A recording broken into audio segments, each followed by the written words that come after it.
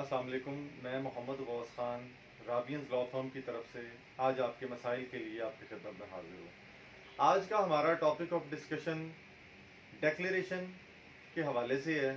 آج میں آپ کو بتاؤں گا کہ ڈیکلیریشن اور سکسیشن میں فرق کیا بیسیکلی۔ ڈیکلیریشن کی ڈگری کس لیے لی جاتی ہے، سکسیشن کی ڈگری کس لیے لی جاتی ہے۔ بیسیکلی یہ ایک فرق کلیئر کرنا بہت ضروری ہے کہ ڈیکلیریشن صرف اموویبل پراپرٹی کے لیے ہوتا ہے، جبکہ سکسیشن موویبل پراپرٹیز کے لیے ہوتا ہے۔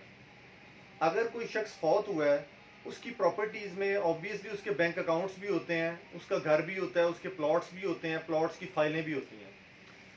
اب دیکھا یہ جانا ہے کہ کیا یہ دونوں کیسز، دونوں پراپرٹیز ایک ہی کیس میں کمپائل کی جا سکتی ہیں یا نہیں۔ بالکل نہیں۔ لا بہت ویجیلنٹ ہے، لا بہت کلیئر ہے۔ آپ کی موویبل پراپرٹی کے لیے آپ کو سکسیشن کا کیس کرنا پڑے گا، جبکہ آپ کی اموویبل پراپرٹی کے لیے، جس میں پلاٹس، گھر آ جاتے ہیں، تمام چیزیں آ جاتی ہیں، پلاٹ جو اموویبل پراپرٹی ہو، اس کے لیے آپ کو ڈیکلیریشن کا کیس فائل کرنا پڑتا ہے۔ اب ڈیکلیریشن کے کیس میں کیا چیز ڈکلیئر ہوتی ہے؟ بیسیکلی ڈیکلیریشن کے کیس میں لیگل ایئرز ڈکلیئر ہوتے ہیں۔ عدالت کبھی بھی کوئی پراپرٹی کسی کا نام نہیں کرواتی۔ عدالت بیسیکلی لیگل ایئرز ڈکلیئر کرتی ہے کہ فلاں فلاں فلاں بندے جو ہیں متوفی کے لیگل ایئرز ہیں، لہٰذا کسی بھی for example L D A کو ڈائریکٹ کیا جاتا ہے کہ ان کے نام ایل ڈی اے کے ریکارڈ میں انکارپوریٹ کر دے۔ اب سپوز ایک ایگزامپل لیتے ہیں کہ ایک شخص جو فوت ہوا، اس کا اقبال ٹاؤن میں ایک گھر ہے۔ اب اقبال ٹاؤن کے گھر کا ریکارڈ ایل ڈی اے کے پاس ہے۔ جب آپ ڈیکلیریشن کا کیس فائل کریں گے تو اس میں پلینٹف اور ڈیفینڈنٹس ہوتے ہیں۔ پلینٹفس میں آپ تمام لیگل ایئرز کو شامل کریں گے، جیسا کہ میں نے بتایا کہ سپوز ایک شخص ہے جس کا نام اے ہے، اے فوت ہو جاتا ہے، اے کے بعد اس کے جو وارث ہیں، اس کی بیوی اور اس کے بچے ہیں، اس کی بیوی اور بچوں کو آپ پلینٹفس بنائیں گے، اور ڈیفینڈنٹس میں پہلے نمبر پہ عوام الناس آئے گی، جس کو پبلک ایٹ لارج کہتے ہیں، اور باقی L D A, D G L D A کو آپ پارٹی بنائیں گے۔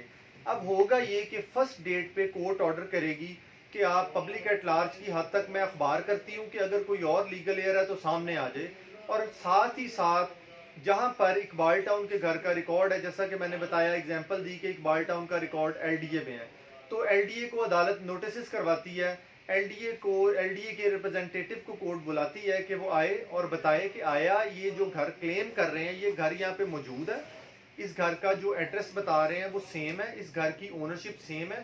ایل ڈی اے کا ریپرزینٹیٹو آتا ہے، وہ اپنا ریٹن رپلائی جمع کرواتا ہے۔ اس کے بعد اگر تو کنسیڈنگ سٹیٹمنٹ دے دیتا ہے پھر تو کراس ایگزامینیشن کی ضرورت نہیں ہے، لیکن اگر وہ ریٹن رپلائی کے بعد پارٹیز کی ایویڈنس پہ کراس ایگزامینیشن کرنا چاہتا ہے تو وہ ایک الگ آپشن ہے۔ تو بیسیکلی ڈفرنس یہ تھا کہ ڈیکلیریشن کا کیس اموویبل پراپرٹیز کے لیے ہوتا ہے، جبکہ سکسیشن کا کیس موویبل پراپرٹیز کے لیے ہوتا ہے۔ تو ڈیکلیریشن کا کیس کا جو ایسٹیمیٹڈ ٹائم ہے وہ 45 ڈیز ہوتا ہے۔ 45 ڈیز میں آپ کا ڈیکلیریشن کا کیس شامل ہو جاتا ہے۔ اب ایک بات بہت کلیئر ہے، بتانی ضروری ہے کہ اگر کوئی شخص ہے جس کی دوسرے شہروں میں بھی پراپرٹیز ہیں اور لاہور میں بھی پراپرٹی ہے، تو پھر پارٹی کے پاس آپشن ہے کہ وہ لاہور میں رہتے ہوئے لاہور میں کیس فائل کر سکتی ہے۔